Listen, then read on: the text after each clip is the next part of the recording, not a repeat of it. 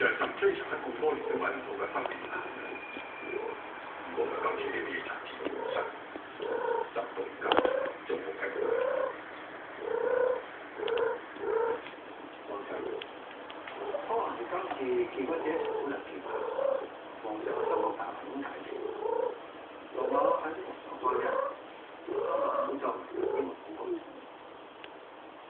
羅伯，朕聽聞你喺法場上刻意放走咗蒙古法王嘅首領，究竟有冇咁嘅事？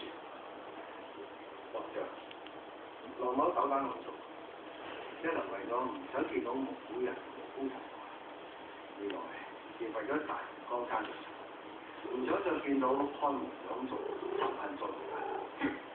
你啲蒙古太子唔可以人事觀後，今次佢哋膽敢光天化日之下入宮行刺朕，咁就足以證明佢哋幾咁不法無天。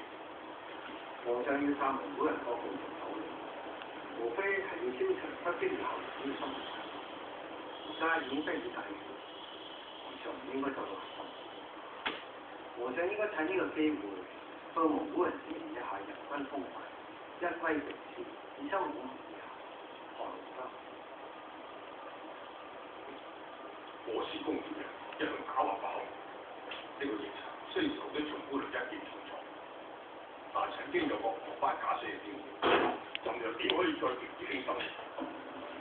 只要一日被證實到多人一人死咗，一日都唔可以對蒙古太子鬆懈。